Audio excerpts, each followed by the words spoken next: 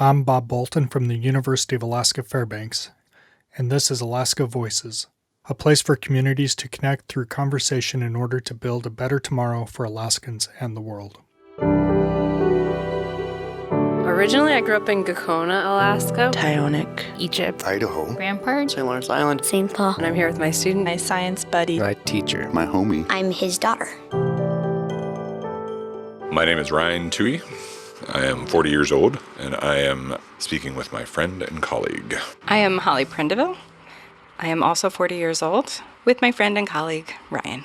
So we met, and you said it was 2000? 2002. So I recall it was February 2002 that I came to Puerto Rico and came upon this group of people who knew each other well. And I believe Nick was making eggplant parmesan. And so it was a very mix, of, new people, but yay, food. And so it was very welcoming because he was like, hey, we made dinner. Yeah, I made plenty. Have some. But it's been really fun trying to think of the friends that I made during that and that how we've each kind of taken different paths in science, but yet are still connected and still colleagues in helping each other out or working with each other in different aspects. So we were at Yunque at a field station.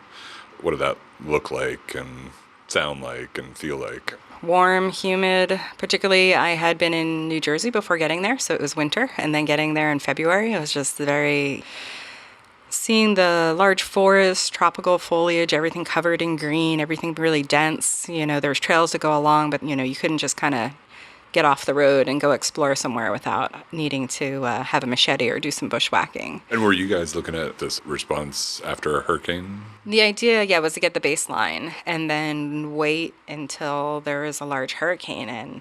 And seeing the pictures now of the forest, I don't recognize it at all. Yeah. All the leaves, all the green foliage has been stripped. And that tall canopy that, I think of in a tropical forest and feeling, small because you have these towering trees isn't there right now. I know the leaves are starting to grow back now, but in the pictures that I've seen, it's unfamiliar and barren. And if the sign saying El Yunque, wasn't there, I don't know that I would recognize where the picture was taken. Yeah. I think many people think of, again, that science with white coat, and that's the one thing you do, and you don't think of managing city parks, natural resource managers, managing state lands or federal lands, helping people understand the science, communicating the science, all the different paths that we could take. And then, of course, the path that you've taken. Right. What was your path? Let's see here. Where do I start? I grew up in western Pennsylvania, outside Pittsburgh. Literally used to stomp around streams with my dad and do stream hiking. We spent a lot of time outdoors as a family. We did a litter patrol around our house every couple months, and Puerto Rico was a great example of one of these things where you didn't make a whole bunch of money, but you got to go live in this other place for a couple months. And after Puerto Rico, I went to Costa Rica to do some graduate work. They're very different places, and the fact that Costa Rica has a lot more things that can hurt you, kill you, and Puerto Rico is a fairly safe rainforest. They called it the Fisher Price of the rainforest. So how did you get from Costa Rica to Alaska? That's a bit of a hop. Yeah, it was. I was a trailing spouse. We weren't married at the time, but sort of trailing whatever partner. Significant other? Yeah. And my now wife had done a number of interviews at different places, and she got the offer from University of Alaska, and it was always a place that we'd been interested in, at least to visit.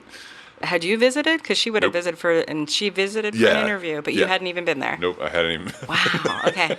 Anyways, we decided, well, yeah, let's go for it. We were also very, very poor at the time. And it's a job. Yeah, but we were both really excited about coming to Alaska. Yeah.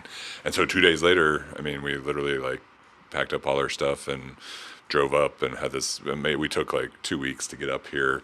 A week later, she was teaching and wow. and into the thick of things.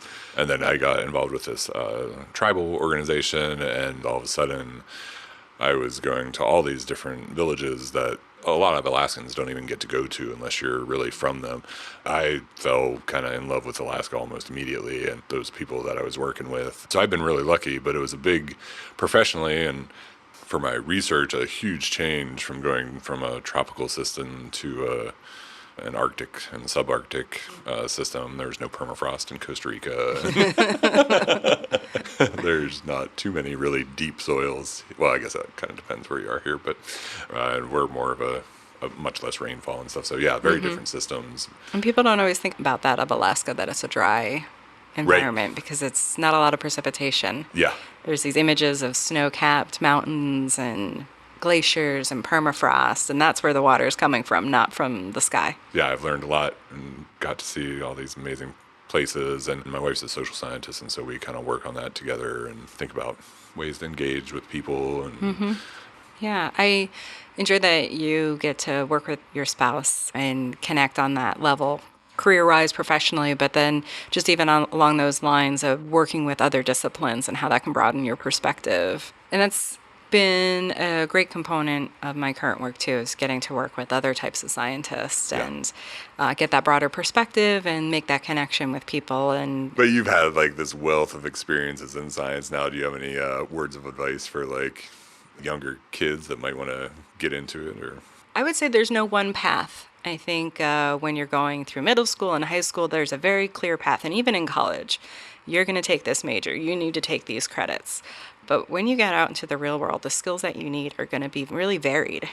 I think that's helpful for a new generation of scientists, that be aware that there's not one way to do it, and that if you go on a different path or take some additional skills that may not even be obvious that they're related, that they can build. So I would just suggest that there's a variety of ways to get there. Awesome. Well, thanks, Holly. I always learn something. Yeah, it's been great to reconnect and meet up in Alaska. Again. Likewise. It's been great reconnecting and sharing this time with you. Alaska Voices builds bridges by creating a space where community members, friends, policymakers, and scientists can share stories and place-based knowledge.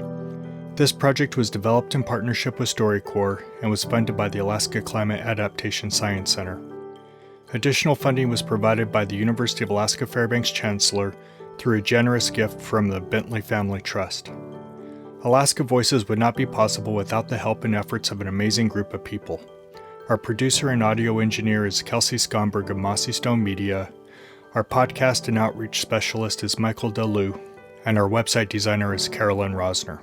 If you are interested in more conversations or information, please visit our website at alaskavoices.org.